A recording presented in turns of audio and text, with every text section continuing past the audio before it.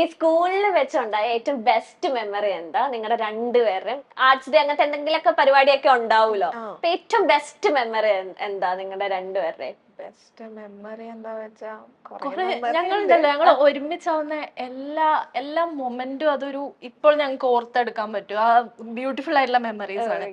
പക്ഷെ ഞങ്ങൾക്ക് അത്രക്ക് ഇങ്ങോട്ട് സ്പെൻഡ് ചെയ്യാൻ പറ്റിയിട്ടില്ല. കാരണം സ്കൂൾ എന്ന് പറയുമ്പോൾ ഞങ്ങൾ ഇനിയിപ്പോ ആൾക്കാര് കണ്ടിട്ട് ഡൗട്ട് ആവുന്നുണ്ട് ഓൾറെഡി. പക്ഷെ ഇനിയിപ്പൊ കണ്ടിട്ട് എന്താ പറയാ, ടീച്ചേഴ്സ് ഒക്കെ നമ്മളെ പറ്റി ഇനിയിപ്പോ പാരന്റ്സിനോടൊക്കെ കംപ്ലൈന്റ് ചെയ്യോ ഇല്ലേ എന്നൊക്കെ ഉള്ളൊരു കൂട്ടി ശരിയല്ല പറഞ്ഞിട്ടുണ്ട്. കോപ്പി അടിക്കലിനൊക്കെ പോയിട്ടുണ്ട്. അപ്പൊ നല്ലൊരു മൊമെന്റ്. 5 പേരൊരു ഗ്യാങ് ആയിരുന്നു. ഞാനും ഉള്ളുണ്ട്, വേറെ 3 പേരുണ്ട്. അപ്പൊ അത് ഫസ്റ്റ് ബെഞ്ചിൽ ആണല്ലോ ഞാൻ. ഫസ്റ്റ് ബെഞ്ചിൽ എന്നെ പൊക്കി നോക്കുമ്പോ പൗച്ചെന്നറിയേ. അവര് ചോദിച്ചു 2 ടെക്സ്റ്റ് ബുക്ക് ഉണ്ടല്ലോ, പക്ഷെ അതൊന്നും എഴുതാൻ പറ്റില്ല. അപ്പോഴേക്കും പൊക്കി. ഏതൊരു ജന്തു. നല്ലൊരു മൊമെന്റ് ആയിരുന്നു. ഞങ്ങൾ രണ്ടാളെയും പൊക്കി. ഇല്ല, എന്നെ പൊക്കി കഴിഞ്ഞ് പിന്നെ എന്റെ വേറൊരു ഫ്രണ്ടിനാ, പിന്നെ വേറൊരു തീന, പിന്നെ ഇവള, അങ്ങനെ പോയി. കണക്ട് ചെയ്തപ്പോ ആ പേപ്പർ അല്ല. പക്ഷെ കോമഡി എന്താന്ന് വെച്ചാൽ അവര് ഇങ്ങോട്ട് വലിക്കും, ഇവള് കൊടുക്കള്ള. ആ ഒരു പാനിക് ആയിട്ട് അവള് ഇങ്ങോട്ട് വലിക്കും പേപ്പർ. സ്റ്റഡീസിലൊക്കെ മുൻപന്തിയിൽ ആരായിരുന്നു സ്കൂൾ ടൈമിലൊക്കെ? 10th വരെ പഠിക്കുമായിരുന്നു. പഠിത്തത്തിലൊന്നും വലിയ നോളജ് ഇല്ല, ഇഷ്ടമല്ല പഠിക്കാൻ. +1 +2 സയൻസ് എടുത്തത്. അത് എടുത്തു കഴിഞ്ഞപ്പോൾ മനസ്സിലായത് പൊന്തൂലെന്ന്. പക്ഷേ പെട്ടുമല്ല. അപ്പൊ പിന്നെ അത് നമ്മള് റിലേഷൻ ആയുള്ള ഒരു ടൈം ആയിരുന്നു. അപ്പൊ നമ്മള് ഭയങ്കര ഒരു കോൺസെൻട്രേഷൻ ലെവൽ അതൊക്കെ. അപ്പൊ അങ്ങനെ ഉഴപ്പിട്ടൊക്കെ ഉണ്ട്. നിങ്ങൾ ഇങ്ങനെ വീട്ടിൽ ചെന്നിട്ട് കോളൊക്കെ ചെയ്യുമ്പോഴത്തേനും ഇങ്ങനെ പേരന്റ്സ് പിടിച്ചിട്ടുണ്ടോ? ഞങ്ങൾക്കൊരു കോഡൊക്കെ ഉണ്ടായിരുന്നു.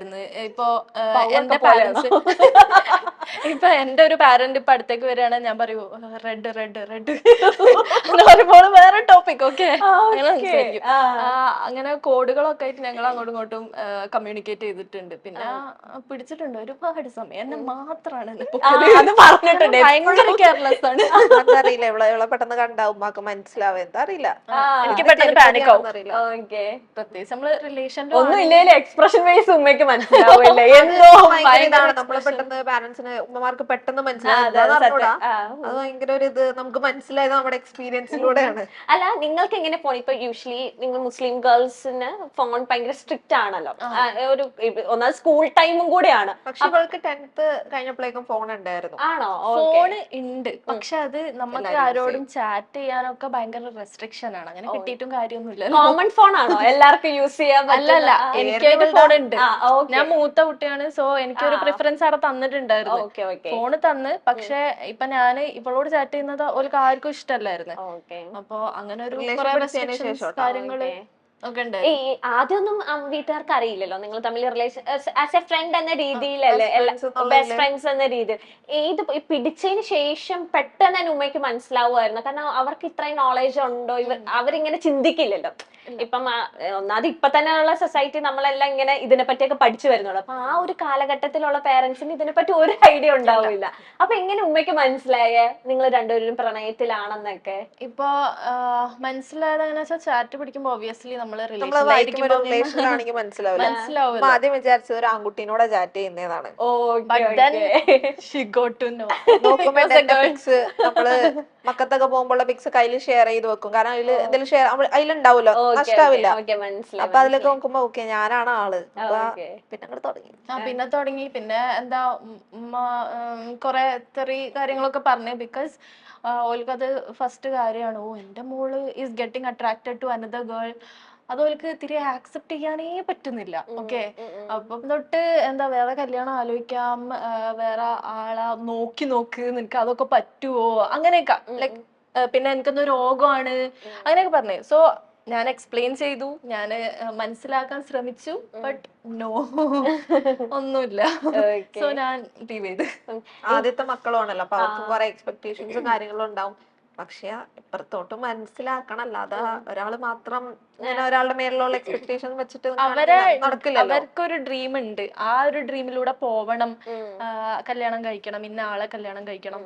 പക്ഷെ നമുക്കൊരു ഡ്രീം ഉണ്ടല്ലോ.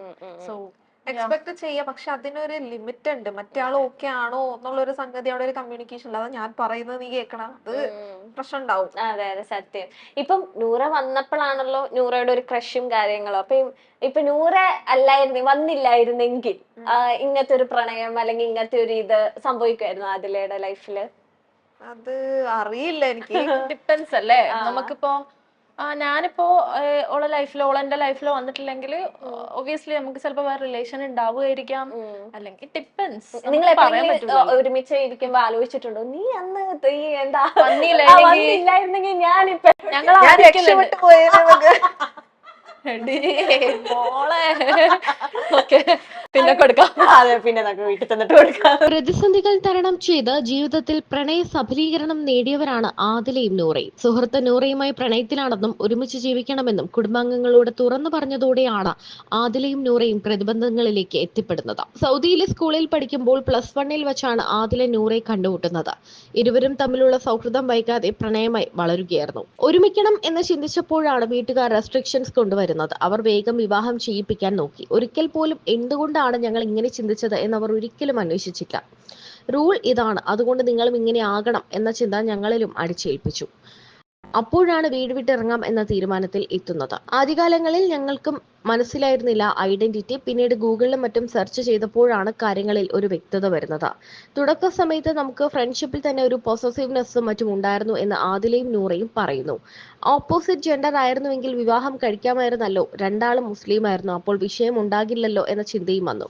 ഇനി എന്ത് എന്ന് ചിന്തിക്കുമ്പോഴാണ് ഗൂഗിളിൽ നിന്നും നമുക്ക് ഒരുമിച്ച് ജീവിക്കാം എന്ന് മനസ്സിലാക്കുന്നത് എന്നും ഇരുവരും പറയുന്നു. വീട്ടിൽ പറയേണ്ട കാര്യം വന്നിട്ടില്ല, അല്ലാതെ തന്നെ അവർക്ക് കാര്യങ്ങൾ മനസ്സിലായി എന്നും അറിഞ്ഞ സമയത്ത് അവർ ഞെട്ടിപ്പോയി എന്നും പറയുന്നു.